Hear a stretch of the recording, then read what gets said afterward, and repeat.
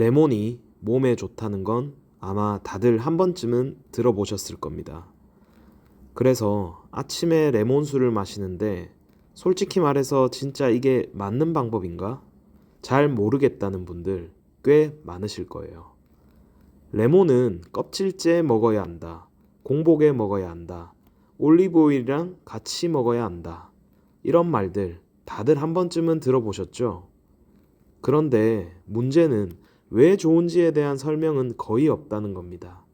그래서 결국 레몬이 내 몸에 맞는지, 어떻게 먹어야 효과가 있는지도 모른 채 그냥 유행처럼 따라하고 있는 경우가 많습니다. 오늘 영상에서는 레몬을 어떻게 먹어야 효과가 좋은지 책, 논문, 그리고 다양한 건강 전문 매체 내용을 바탕으로 최대한 쉽게 정리해 보겠습니다. 단순한 정보 나열이 아니라 레몬을 먹었을 때 우리 몸 안에서 실제로 어떤 변화가 일어나는지 보시면서 그래서 그랬구나 하고 이해하실 수 있게 설명드리겠습니다. 첫째, 레몬은 껍질째 먹어야 한다 입니다.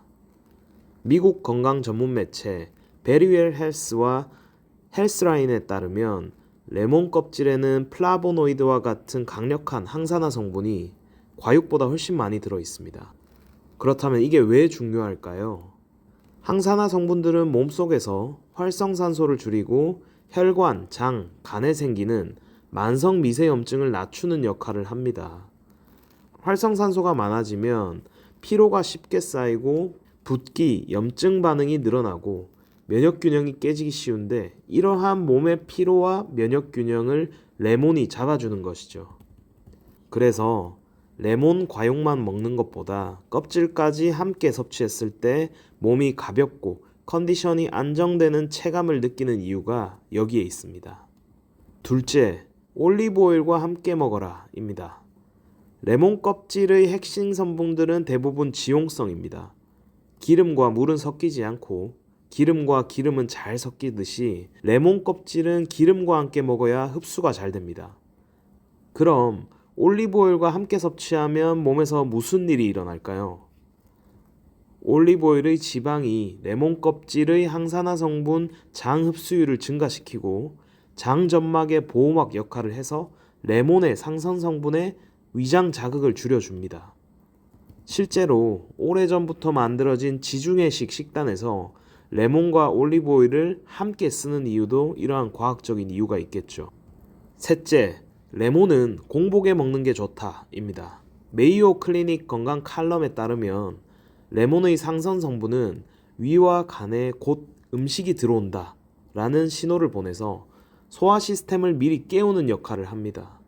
따라서 위액 분비나 장 연동 운동 준비와 같이 음식물 소화 준비를 하는 것이죠. 그래서 공복 레몬은 식사 후에 더부룩함이나 가스를 줄이는 데 도움을 줍니다. 단, 위가 약하신 분들이나 역류성 식도염이 있으신 분들은 공복 섭취가 점막에 자극이 될 수 있으니 주의가 필요합니다. 넷째, 레몬은 따뜻하게 먹어라 입니다. 식품과학학술지 푸드 앤 리서치 앤 테크놀로지에 따르면 레몬은 뜨거운 물에서 비타민 C를 제외한 항산화 성분이 더 잘 추출이 됩니다. 또한 따뜻한 물은 우리 몸의 혈류를 증가해서 영양분을 흡수하는 환경으로 만들기도 하죠.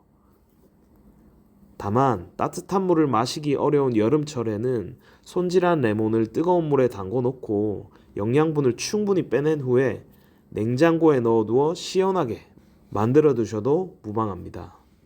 다섯째, 유기농 레몬 인증 확인입니다. 유기농 인증은 합성 농약과 화학 비료를 쓰지 않았다는 인증입니다.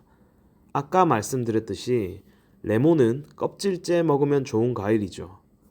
농약 잔류는 대부분 껍질에 남기 때문에 껍질 섭취를 전제로 한다면 유기농 인증 여부를 확인하는 것이 리스크를 줄이는 데 가장 현실적인 방법입니다. 여섯 번째, 레몬즙을 사용하실 때는 NFC 착즙 여부를 확인하는 것입니다.